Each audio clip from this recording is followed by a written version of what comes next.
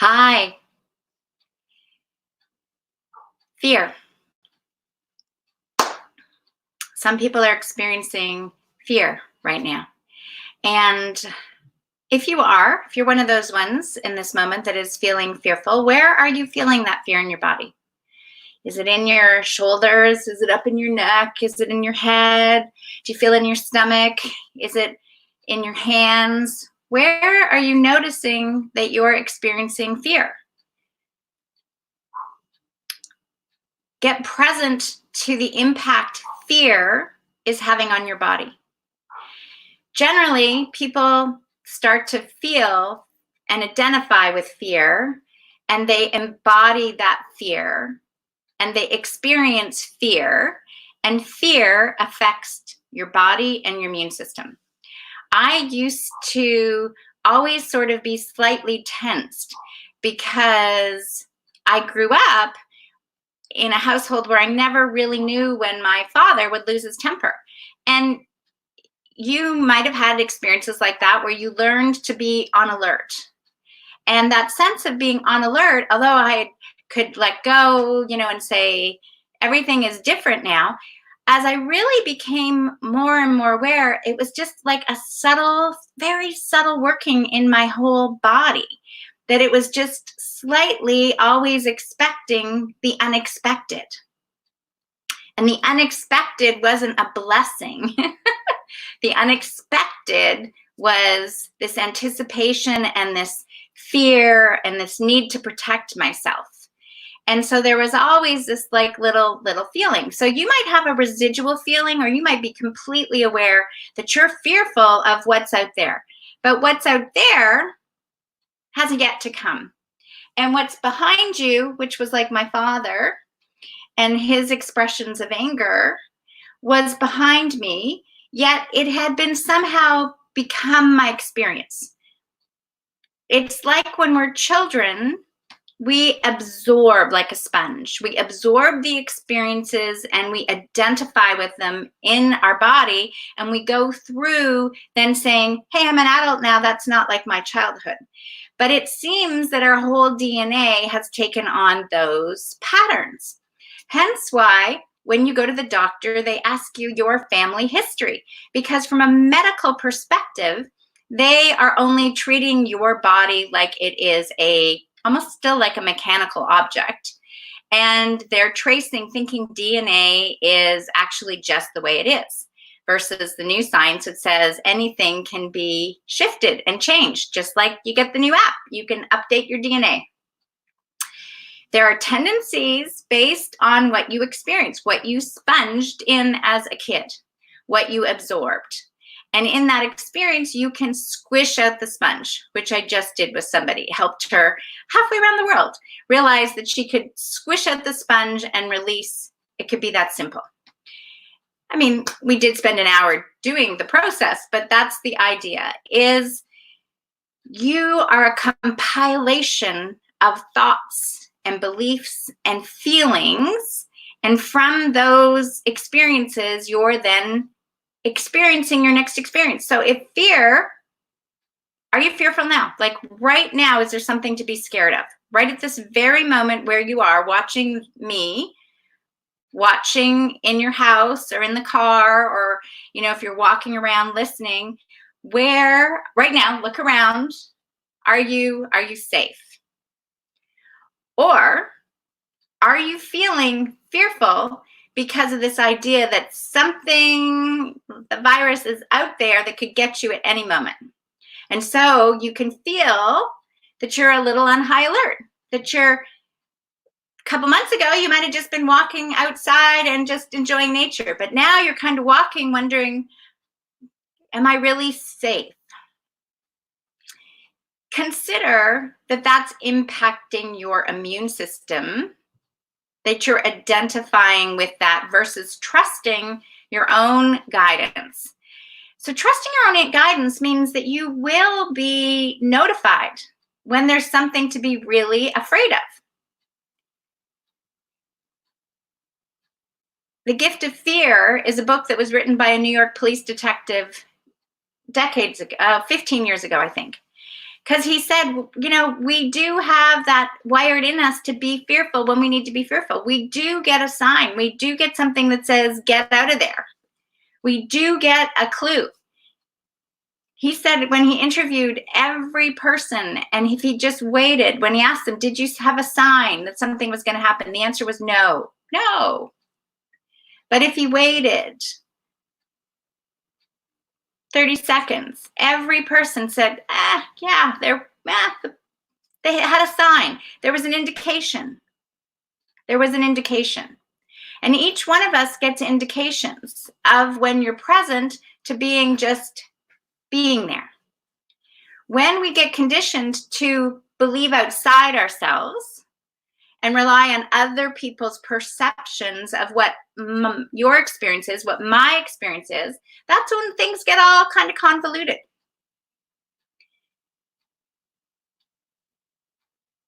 So there are many conversations going on out there. There's many conversations about why it's going on out there. And what I'm suggesting is all of it is irrelevant, because the experience of what is happening on your body is what's relevant. Because you want to stay healthy. And I'm assuming you want to stay healthy. I mean, I actually talked to someone the other day, and they were their program was as if they wanted to die, because truthfully, they didn't know what was going on in their life. They were putting up with a lot of stuff. And so underneath it all, they were kind of saying, well, maybe dying is a way out. So there are people that consider that those things could be a way out. And I'm going to suggest that every experience is okay, because it's every person's experience. It's a novel concept to really love and accept people for where they are, and just trust that each person is actually receiving the experience they want to experience. And if you're done having a similar experience, it feels like you're on a treadmill or a hamster wheel or conveyor belt, and you're like, I want a different experience, that can be done. It's what I call a heart reset. It takes, 45 minutes, an hour. Some cases might be, a little longer. But that's all there for you. And a heart reset is like trusting your inner guidance. And trusting your inner guidance knows you will be notified when you need to be fearful, when you need to say, I got to get out of here. Okay? It's like my inner guidance got me to leave Costa Rica, book a return flight back to Canada in February. I came home March 3rd, and everybody in Costa Rica was saying, why are you going now? Canada is still going to be cold. We're going to wait till April or May when it's warmer. And I'm like, because my inner guidance said, go now. And I've learned to surrender to my inner guidance. When my inner guidance says go, I go. And although I did start to listen to those people a little bit and start to have little trepidation, like, yeah, it is going to be colder. Do I really want to go? It's like, whoa. My inner guidance says, go, go. So I was back in Toronto. I was back ahead of the fallout that was going on. I, was self-isolating before they were self-isolating. I was out in nature 6 feet away from people, busy making sure that I was taking care of myself, and I was helping to reset hearts as I met, giving them permission to trust their inner guidance, that really they're feeling this big pause in the world of busyness is okay. That each of us is going to have our own experience. And in this experience, one of these ones that we've been experiencing for a long time is the idea of fear, and the fear of not having enough money, the fear of dying, the fear of change, the fear of, oh my gosh, I can't live my life the way I want to, the fear of attachment to goals, the fear of attachment to showing up, the fear of so many things, expectations, worthiness attributed to your labels in your job and, your career, the fear of trusting yourself and stepping out and enjoying your life. There's so much related to fear, which is really this false expectation appearing real because it hasn't even happened yet. And for the law of attraction people that are always talking about, well, I thought about it and I brought it about, I'd like to know who was the one that thought about and brought about the pandemic. in the sense of the pandemic. Those of us that have been asking for global transformation, from healing from the inside out, for a reconnection to source, for identifying that we are all part of nature. So we have to treat the earth as we treat ourselves, that we're all connected in this great big global planet, that it's all our home. We all are a part of each other. Well, we wouldn't have expected it to happen this way, but we've learned to surrender to the process, because that's the process. Trusting your inner guidance is surrender to the next moment in time. So it's a brilliant orchestration of having us all move into the chrysalis, like I like to say. The caterpillars have all moved into the chrysalis, and they're all looking at their own habits, beliefs, ideas, themselves. They're noticing and appreciating other people. They're caring about their neighbor. They might never have noticed their neighbor before. They're realizing they might feel, so much more relaxed not to stay, like being able to stay home versus getting in the car and driving to work. They may really actually go, wow, we really have impacted nature, because look, I can see the sky again. I can hear the birds. I actually like my kids. I actually respect that they have their own inner guidance, and they will find their own way, and they're allowed to have their own experience with me or without me. Every single person is going to come to terms with what it is they are experiencing.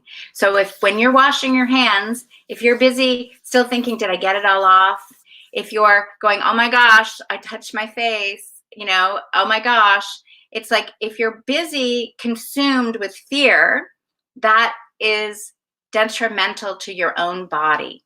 It is contracting things. Your organs and everything are going to work less efficiently than if you're relaxed. So, one of the things we're doing is we're doing 15-minute dance parties before we get together and do some sharing to help people shop from home. And so we just get on and everybody dance now. It's like 15 minutes of dancing. Just if you need to get loose, if you need to sing, sing. If you need to paint, paint. If you need to go for a walk, if you just have to walk around your house, because that's all you can do. Put some music on, paint the thing, clean out a cupboard. You have so many things you can do. But most importantly, you can be. And you get to choose how to be. So if you enjoy being fearful, because lots of people go to scary movies, lots of people love being scared. I wasn't really keen on that one. For a while I was, until I realized I really kept that fear within me a long time. So I prefer to be happy. I prefer to shake things off when I get scared. I prefer to go, whoa, fear is in the future, or fear is from the past. But am I feeling fearful now? Nope. I'm quite content. That's why you saw me touch my face. I am quite content with what is going on in my life, and I'm content, and I know I'll be guided to go in the direction that I need to go. And if I encounter something that is going to cause my health to change, then I'll encounter that. But in the process, I'm going to live my life in joy. I'm going to respect individuals like I've been respecting them for years. I'm going to treat essential workers as essential people like I have for years. Noticing that everybody is a reflection of yourself, and honoring them for who they are just because they are a human being is an extraordinary event that's going on. Race, color, religion, creed, none of it is relevant, because inside we're all the same. We're just beautiful expressions of the whole. And fear is one of those experiences we all get to experience and then decide, do we want to keep experiencing? I personally feel that this is this great opportunity of letting the fear go. As a caterpillar, it doesn't have to, it's on the ground, crawling around. Someone could step on it. It could get squished really easily. A butterfly can fly away. A butterfly has the freedom. It's so much more difficult to catch a butterfly, right, than to step on a caterpillar. You can feel like a victim in a caterpillar. I felt like a victim for a large part of my life. Then in the chrysalis, I was like, do I going to get the freedom? Is it going to be joyful as a butterfly? Or am I still treating myself as a victim? Once the wings are strong enough and each of us are a butterfly, strong enough to be true to ourselves, okay with what each of us has experienced, each of us wants to do, each of us can do and live our life accordingly, and we can trust that we'll be guided to honor and love and respect and cooperate and co-create and really, really, really be loving to each other. Because when you're a butterfly, there's a sense of freedom and trust that everything is in perfect alignment because you're in your best whole new world. You're in heaven on earth. You see beyond what is the smoke screen, the fog, and you experience it in your body. So if you're feeling the fear, tune in, let it go, shake it off, and tune in. And you can do the simple tune in to your inner guidance. Tune in to something like nature, hug a tree, put on a video that makes you feel connected, but just tune into your breath. You're breathing in, you're breathing out the fear.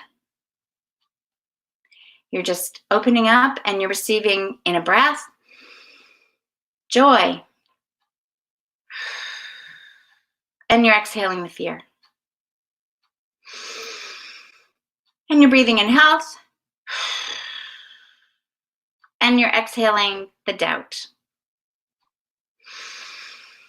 And you're breathing in peace. And you're exhaling resistance. You're breathing in love.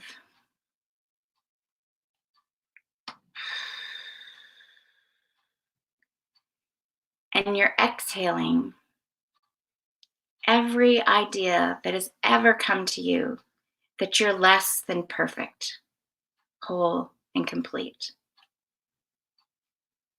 You deserve to be loved. You deserve to have health. You deserve to have joy. And you deserve to have peace. And when you realize all this, you realize you are completely wealthy. That you've been given this body, you've been given this earth to experience. And that is true abundance.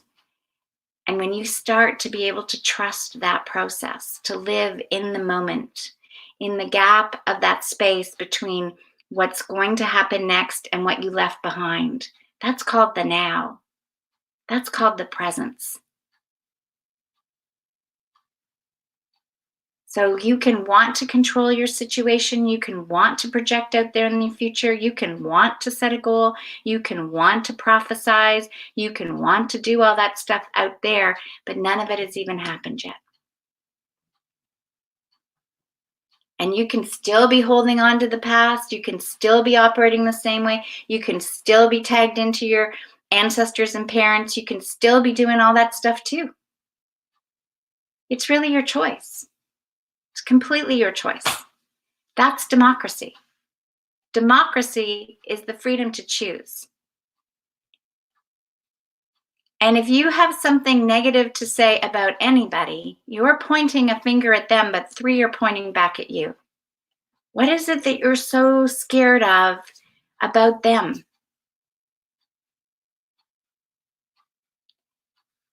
I'm reminded of the time where I had a bunch of judgment going on about a spiritual organization that I was with. And because they operated from trusting their inner guidance, they operated from tuning in. And some of those things just seemed, it's Bruno Gruning's Circle of Friends, seemed illogical at that point, what we were doing, because logic would say we were to do it this way. And all this judgment I was experiencing coming up about what should be done, it's like should all over myself. And essentially when I became present to what I was doing, and I thought, who am I? Who am I to know what God or the whole universe or however you want to call it, how this is playing out moment by moment. Who am I? And how is that making me feel? I'm like judging, I'm blaming, I'm critical, I'm feeling this ugh in my body. And so when I let it go, when I said, I'm giving it away, I'm shaking it off, I'm letting it go, I had diarrhea and I threw up for 24 hours. And then I never had that type of judgment again. So everything that you're experiencing is part of your experience. And everything is to bring you into complete, perfect alignment so you are feeling healthy in yourself. Healing comes from within, healing from the inside out. You are designed, your immune system, to handle anything. And if it comes time for your part to end in this production, it's time for your part to end in this production. Everyone has a time. Everyone has a role. Everyone has a note to play in our universal symphony. It's only when you are completely struggling to get out of a situation and you need help, raise your hand and say, I need help. I'm struggling. I want help. I need to release, and the universe will respond. Something will show up in your life that will give you the answer. And that is the magic of life, is in the experience. Trusting that the next moment is going to give you exactly what you need. And it might not be what you ever thought of, because I know for me, I never thought my life would be the way it has been. The journey has led me to know and to be completely confident that health is natural. Health is natural. I spent the time in fear and suffering, and I spent the time back and forth. And I have addressed so many feelings and thoughts and beliefs and released and released and released and shook it off and shook it off and shook it off. Shook. I shook it all off. I let it go. I emptied the vessel. I poured out everything so I could get poured into and be present. And it's a beautiful space to be in. And I can only share my experiences and be the lighthouse to say it's all here within every one of you. And every one of you, it's going to be different. Every one of you. And each of you can trust it. And I've done my best to write it out in the 10 days. And you can get the book and learn how to trust your inner guidance in 10 days. And yes, it is a practice. So you can revisit the 10 days. But the principles in the 10 days are life-changing. There are so many testimonials of how lives have changed. So people are trusting their inner guidance, confident in their inner guidance. And each one of us is different and going in a different place in the world. But everyone's inner guidance is always perfect for them. The right place, the right time, the right experience that they need to do so they can release again and move forward. Release again, move forward, just like breathing. You are going to release the carbon dioxide. You're going to release the past. You're going to release your fear. You're going to release your frustration. You're going to release your doubt. You can hold on to it as long as you want. But it's like if you hold on to your breath, eventually you have to release. Eventually you have to get off the nail if you're sitting there suffering. Eventually. Everyone has their time. I had my time. I suffered and suffered and suffered until I was ready. Everyone has a time.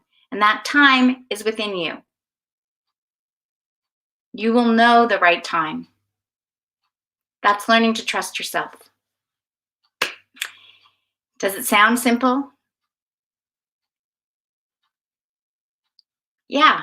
And it's in the experience of being in the experience that you learn to trust it. And doing a simple little inner guidance tuning keeps your energy strong, keeps your inner guidance strong.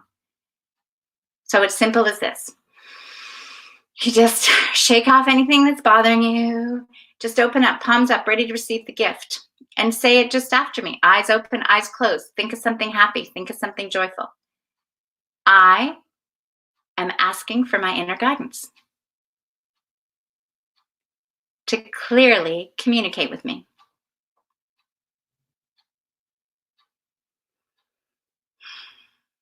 In each and every moment, for my highest and best good.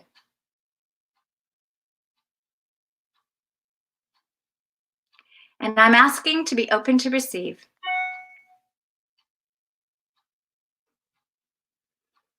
this clear communication in each and every moment for my highest and best good, and to take joyful action on it.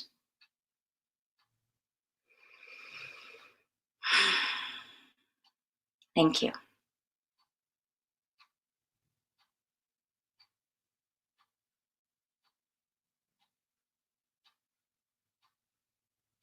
And just notice what your body's receiving in that moment.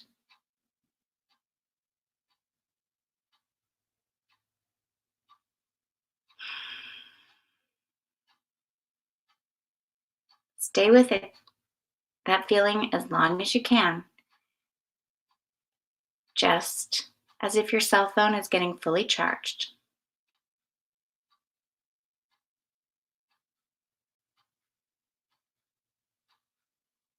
And notice if you actually give yourself permission to stay with this feeling.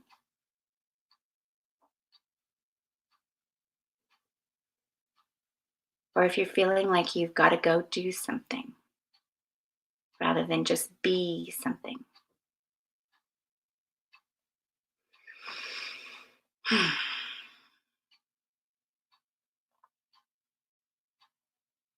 Just start practicing. Start practicing a new way of being. Start trusting your inner guidance. Discern between the messages that you receive, which is day 3, to be true for you, and the ones it's time to let go of. And embrace this time, because we really are globally having a party, healing from the inside out. Have a great day.